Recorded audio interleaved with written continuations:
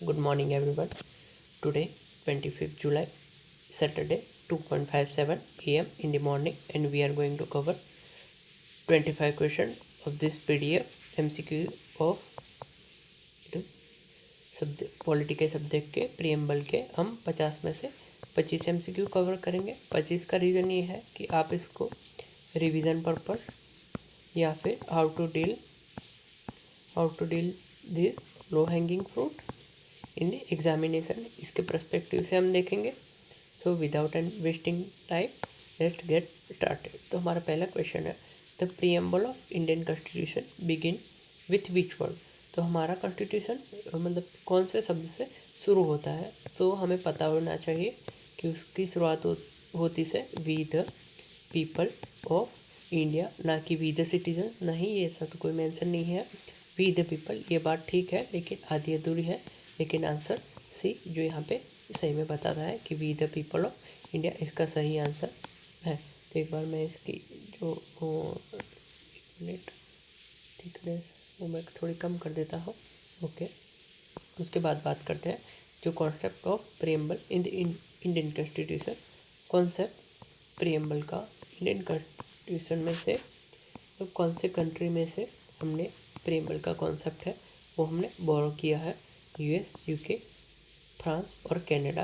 तो हम बात करेंगे तो हमने प्रीएम्बल जो है वो हमने यूएसए से लिया है। यूके से हमने क्या लिया है, हमने पार्लियामेंट्री सिस्टम लिया है। और जो हमने फ्रांस है वहाँ से हमने लिबर्टी, इक्वालिटी एंड फ्रेटर्निटी जो है वो हमने फ्रांस से लिया है। उसके बाद बात करें कनाडा से हमने क्या लिया है, तो हमने कनाडा से लिया है स्ट्रॉन्ग सेंटर की जो बात करें एंड रेसिडुअल पावर जो है जो सेंटर के हैंड में लाई करेगी, वो हमने कनाडा के कॉन्स्टिट्यूशन में से लिया है। तो हमारा क्वेश्चन 2 का आंसर होगा यूएसए। क्वेश्चन नंबर 3 टॉक्स क्या कहता है, विच of the following term was not originally in the preamble of the constitution. एक मिनट, हाँ मुझे I think it's a highlighter, okay. I think this is the wrong pen. Okay, no issue. यहाँ पे okay या this looking okay. तो बात करते हैं question 3, which of the following were not originally in the preamble में कौन सी जो बात है, जब प्रीएम्बल इनेक्ट हुआ था तो वो कौन सी बात है वो यहाँ पे नहीं थी। तो सोशल, सोवेरिन, डेमोक्रेटिक और रिपब्लिक। तो हम बात करें सोशलिस्ट, तो जो सोशलिस्ट है वो 42nd अमेंडमेंट 1976 के दौरान जो लाया गया था। तो सोशलिस्ट के बाद सोशलिस्ट, उसके साथ साथ सेक्युलर, सेक्युलर और इंटीग्रिटी है, वो 3 वर्ड है। वो हमने प्रीएम्बल में 42nd अमेंडमेंट एक्ट जो पास किया था 1976 में, वो हमने ऐड किया था प्रीएम्बल में। उसका जो प्रीएम्बल है उसका अमेंडमेंट हमने एक ही बार किया हुआ है अभी तक, वो है 42nd अमेंडमेंट एक्ट। तो which means that preamble can be amended, yes. उसके बाद बात करते हैं the word socialist and secular were added to the preamble by which constitutional amendment है। तो हमने अभी बात की 42nd कॉन्स्टिट्यूशनल अमेंडमेंट है। आप ज़रा फोकस कीजिए, ये सारे जो MCQs है, ये सारे क्वेश्चन है वो हमारे प्रीवियस ईयर के क्वेश्चन है। ये SSC बैंकिंग हो गए या फिर स्टेट और AEG के जो हो गए और स्टेट गवर्नमेंट के जो एग्जामिनेशन है उसमें पूछे गए क्वेश्चन है। तो जैसे कि SSC CDS में भी ये सारे क्वेश्चन जो है वो पूछे गए हैं। तो question number 5, the preamble of Indian constitution declare India to be. हमारा जो प्रीएम्बल है इंडिया का कॉन्स्टिट्यूशन वो क्या कहता है। Okay, let me refresh the stuff. The preamble of Indian constitution declare India as what purpose. तो अगर मैं बात करूँ, अगर आपको प्रीएम्बल की बात की हुई है इंडियन कॉन्स्टिट्यूशन के कंटेक्स्ट में, जो इंडिया को क्या डिक्लेयर करता है हमारा प्रीएम्बल कि हमारा इंडिया कैसा है, तो हमारा प्रीएम्बल फेडरल रिपब्लिक है नहीं, हमारा जो पार्लियामेंट्री डेमोक्रेसी, हाँ डेमोक्रेसी तो है, लेकिन प्रियम्बल में क्या इसका मेंशन है? नहीं। इंडियन डेमोक्रेटिक तो है, लेकिन पार्लियामेंट का कोई मेंशन नहीं है, और ना फिर कॉन्स्टिट्यूशनल मोनार्ची का भी मेंशन है। मोनार्च मतलब जिसमें किंग एज अ हेड होता है, जैसे कि ब्रिटेन में है ना, कि ब्रिटेन में king as a head of the state होता है, और जो ब्रिटेन की बात करें तो वो जो है कि हेरिडेटरी सीट है। वैसे ही इंडिया में कॉन्स्टिट्यूशनल मोनार्ची तो नहीं है। इंडिया में कॉन्स्टिट्यूशनल मतलब कि वर्किंग हमारा कॉन्स्टिट्यूशन के अकॉर्डिंग होता है, लेकिन जो हम बात करें तो इंडिया का जो कॉन्स्टिट्यूशन में जो प्रेम्बल है वो इंडिया को डिक्लेयर करता है सोवेरेन, सोशलिस्ट, सेक्युलर, डेमोक्रेटिक और रिपब्लिक। ये जो क्रोनोलॉजी है वो आप याद कर सकते हैं, क्योंकि कई बार एग्जाम में पूछा जाता है कि क्रोनोलॉजी में बिठाइए, तो आप एक बार देख लीजिए sovereign, socialist, secular, democratic and republic. हाँ, and the other thing is that कि आप एक बार जो जस्टिस है, इक्वालिटी है, फ्रेटर्निटी है, वो भी एक बार गो थ्रू कर दीजिएगा। तो उसके बाद आता है हमारा question number 6, which of the following is not mention in the preamble of Indian constitution. Preamble में इनमें से कौन सी बात है जिसका जिक्र नहीं किया हुआ है? जस्टिस है, socio economic political justice, yes, liberty, yes, equality, yes, fraternity, yes. तो अगर हम बात करें सोशियो इकोनॉमिक पॉलिटिकल जस्टिस है, liberty of thought expression belief faith, हमें पार्ट टाइप की लिबर्टी भी दी हुई है, फ्रेटर्निटी तो ऑलरेडी मेंशन हुआ है, और इक्वालिटी भी है। तो यहाँ पे जो सारी चीज़ें हैं वो मेंशन है, मतलब कि यहाँ पे एक ये जो है क्वेश्चन पेपर में एक ऑप्शन ई आता है जिसमें ये बताया जाता है कि ऑल आर मेंशन, मतलब कि ये सारी जो चीज़ें हैं वो सही है। क्वेश्चन नंबर 6 क्या बताता है, क्या पूछा गया हमें कि justice, socio economic and political justice in the preamble was taken from which source? socio-economic and political justice. Justice in terms of what? Social, economic and political terms. Okay, तो हमने फ्रेंच रिवॉल्यूशन की हमने आगे बात की, तो हमने French से क्या लिया है? फ्रेंच से हमने लिया लिबर्टी, यहाँ पे हमने बात की ना लिबर्टी, इक्वलिटी और फ्रेटर्निटी, वो हमने फ्रेंच से लिया है, तो हमारा ए एलिमिनेट हो जाएगा। अमेरिकन बिल ऑफ राइट, नहीं, बिल ऑफ राइट मतलब कि फंडामेंटल राइट, तो सी भी नहीं है। आयरिश भी नहीं है, वहाँ से हमने डीपीएस भी लिया हुआ है। So our answer will be Soviet Union, Soviet constitution और रशियन रिवॉल्यूशन से हमने justice in terms of socio economic और पॉलिटिकल को हमने प्रीएम्बल में ऐड किया हुआ है। अभी हम बात करते हैं question number 7, the preamble secure all citizen liberty of thought expression belief faith and worship. Yes, अगर हमें क्वेश्चन ए से सारे आंसर कॉन्फिडेंट है तो हमें नीचे जाने की ज़रूरत नहीं है, क्योंकि यहाँ पे हमारा आंसर आ चुका है। So liberty of what purpose? Liberty of thought, liberty of expression, belief, faith and worship. यह क्वेश्चन नंबर 8 क्या पूछा गया हमें? The term sovereign in the preamble means. Sovereignty मतलब क्या? तो मतलब ऐसा प्रीएम्बल में क्या मेंशन है? अ मेंबर ऑफ कॉमनवेल्थ, नहीं, हमने मेंबरशिप कॉमनवेल्थ के पहले मेंबर थे, लेकिन हमने कॉमनवेल्थ की जो मेंबरशिप है वो हमने सीज कर दी, हमने रिटर्न कर दी है। Which is and the other is federal state, नहीं, बाउंड बाय इंटरनल ट्रीटी, नहीं। इंडिया जो जैसे कि बात करें, इंडिया में सिंगल सिटीजनशिप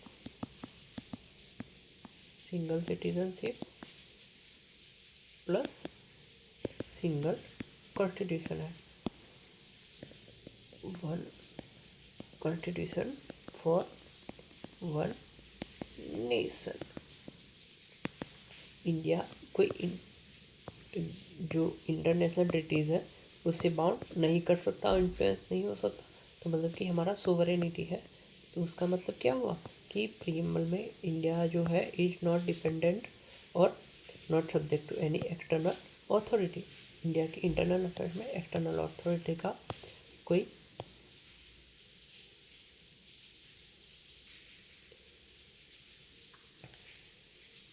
क्वेश्चन नंबर 9 तो यहाँ पे हमने पूछा गया है कि the preamble of Indian constitution is considered as what. तो एक यहाँ पे की नोट आप ले सकते हैं कि अगर ऐसे कोई क्वेश्चन है तो जिसका भी ऑप्शन जो है, जो सबसे ज़्यादा लंबा होता है ना, जिसकी थियरी लंबी दिए होते हैं, तो उस पर पहले फोकस कीजिए। तो अगर एक बार आपको पहले वहाँ पे रीड कर लीजिए, अगर आपको लगता है कि यार हमें इसी ऑप्शन में से आंसर मिल जाए, तो फिर दूसरे ऑप्शंस को रीड करिए। तो यहाँ पे क्या दिया है, the preamble of Indian constitution is consider as it is a part of constitution as per Kesavananda Bharti case. हाँ, केशवानंद भारती का जो केस हुआ था उसे उसमें बताया गया था कि जो हमारा जो इंडियन कॉन्स्टिट्यूशन है उसमें प्रीएम्बल इसका भाग है। लेकिन अगर हम बात करें तो उसके पहले भी कई सारे जो मतलब सुप्रीम कोर्ट में केसेस हुए थे, जिसमें एक था कि बेरूबारी यूनियन केस था। बेरूबारी यूनियन केस में सुप्रीम कोर्ट ने एक वर्डिक्ट दिया था कि preamble is not part of this constitution. ये हमें कौन से केस में कहा गया था कि बेरूबारी यूनियन में कहा गया कि preamble is not part of the constitution. But on the other hand जो मुंबई राजन केस था उसमें कहा गया कि कॉन्स्टिट्यूशन में preamble is a part of the constitution, कि प्रीएम्बल हमारे भारतीय संविधान का एक अंग है। वही उसमें रिपीट हुआ कि केशवानंद भारती में भी ये कहा गया कि preamble is part of the Indian constitution. Question number 10, let's talk about question number 10। In which cases did the supreme court rule that preamble is a part of the constitution. यही हमने बात की कि प्रीएम्बल कॉन्स्टिट्यूशन का part है। वो हमें कहाँ से मिला, केशवानंद भारती के 1973। Berubari union preamble be not of constitution. Okay, ये ऐसे आप याद कर सकते हैं। फिर हम बात करें तो ओके, तो एक बार हम मिनर्वा एक यहाँ पे भी है, तो मिनर्वा मिल्स एक वर्डिक्ट हुई थी on the basis of secularism, talks about secularism. It's Minerva mills about secularism and ऐसे गोलकनाथ एसोसिएटेड लैंड डिस्प्यूट। और इस सुप्रीम कोर्ट के इस जजमेंट के बाद पार्लियामेंट ने एक कॉन्स्टिट्यूशनल अमेंडमेंट किया था और रिफॉर्म लाए थे। Question number 11, preamble of Indian constitution और इंडियन कॉन्स्टिट्यूशन में प्रीएम्बल को कौन से दिन अडॉप्ट किया गया था, 26 जनवरी 1950 या फिर 1949? 26 नवंबर 1949। अगर आप कॉन्स्टिट्यूशन के प्रीएम्बल को पढ़ेंगे तो उसमें भी ऑलरेडी मेंशन है कि 26 नवंबर 1949 के दिन, मतलब 1949 के दिन प्रीएम्बल को अडॉप्ट किया गया था। The idea of fraternity assures that the idea of fraternity in the preamble assure what purpose? Economic equality नहीं, फ्रेटर्निटी मतलब ब्रदरहुड की, यार मैं तो ब्रदरहुड मतलब कि भाईचारा। ब्रदरहुड यहाँ पे हमें किस में दिखाई देता है, फ्रीडम, पॉलिटिकल रिप्रेजेंटेशन नहीं, dignity of individual in the unity of the nation. हाँ, सही बात है, fraternity is about dignity of the individual and unity of the nation. And अगर question number 30, democratic in the preamble. Democratic comes from the word demos and kratos, उसको combination होके क्या बना है, डेमोक्रेसी। तो अभी बात करते हैं डेमोक्रेटिक क्या, ओनली पॉलिटिकल डेमोक्रेसी नहीं, socio economic and political democracy, federal नहीं, डायरेक्ट नहीं।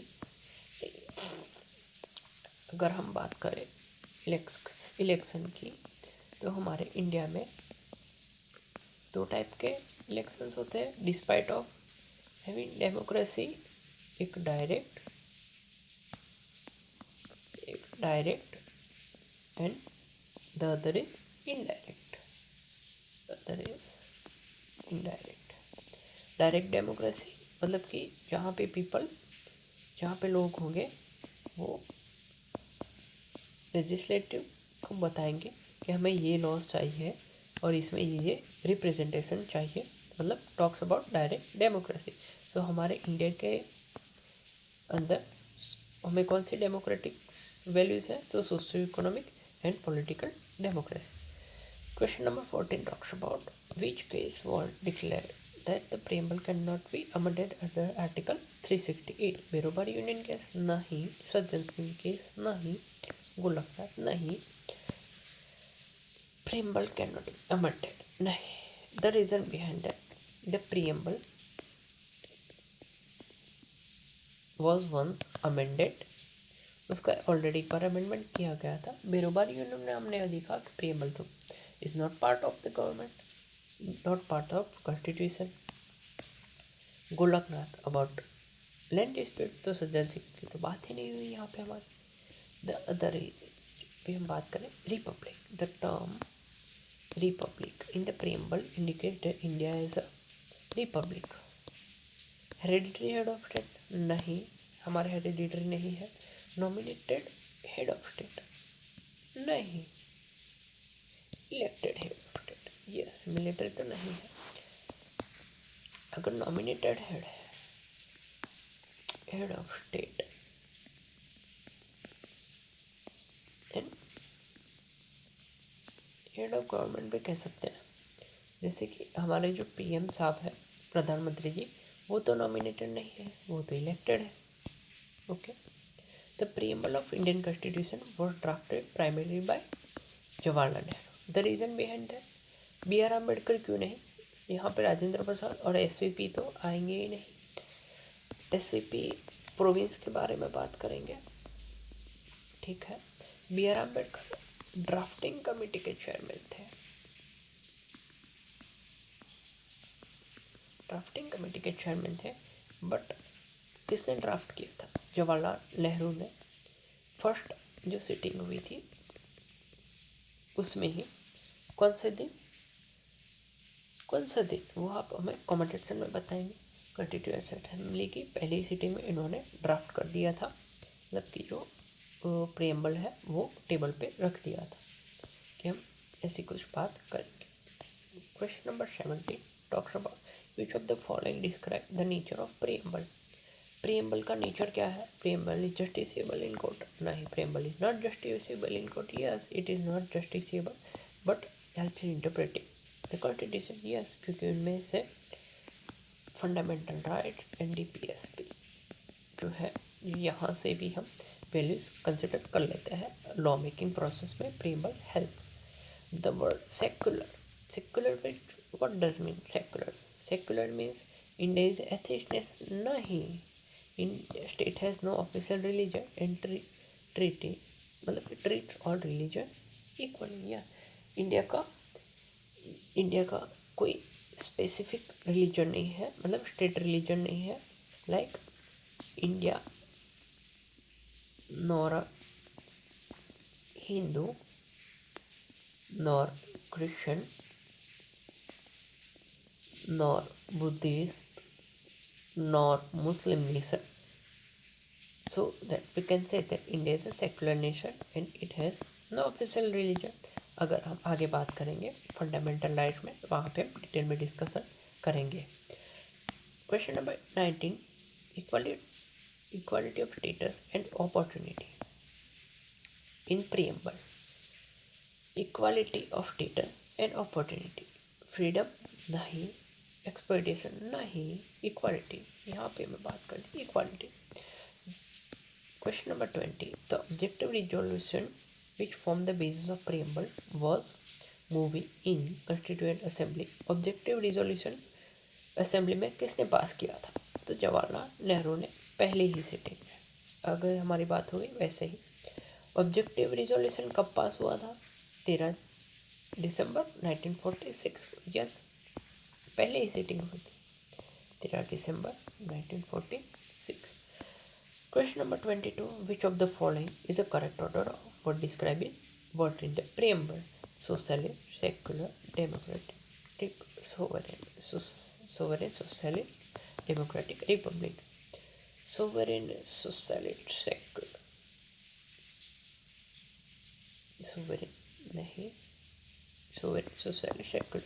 Answer B will be right because sovereign, socialist, secular, democratic, republic. Republic in all, democratic. Okay, this is not gonna be fine. Secular okay ये तो नहीं हो सकता ना, क्योंकि इसकी तो क्रोनोलॉजी नहीं बैठ रही. Liberty of thought process which is associated with fundamental liberty of thought. Equality भी फॉलो नहीं. 19(1)(a) liberty. आर्टिकल 21 नहीं. Freedom of speech and expression नहीं. Not article 25. So our answer will be B. 19(1)(a) talks about liberty of thought. The preamble serves as a key to open the mind of maker of the constitution. यहाँ पे ये statement किसने कहा गया था कि preamble serves as a key to open the mind of the constitution maker. Kesavananda Bharati case में नहीं, बेरोबारी में नहीं किया था. ठीक, केरला एजुकेशन बिल केस में. अगर if anyone knows about this case, तो काइंडली ड्रॉप योर सजेशन. तो समराइज करके आप कमेंट सेक्शन में बता दीजिए कि जो केरलम एजुकेशन बिल कैसे वो क्या कहना चाहता है. बाकी हम आगे डिस्कस कर लेंगे. आज का last question, which amendment to the constitution is also known as mini constitution. Mini constitution कौन सा हुआ था? आंखें बंद करके कह दीजिए 42nd amendment act 1976. Major plus minus जो हुआ था वो इसी अमेंडमेंट एक्ट में हुआ था. 42nd amendment act. तो हमारा आंसर ही होगा आंसर नंबर बी.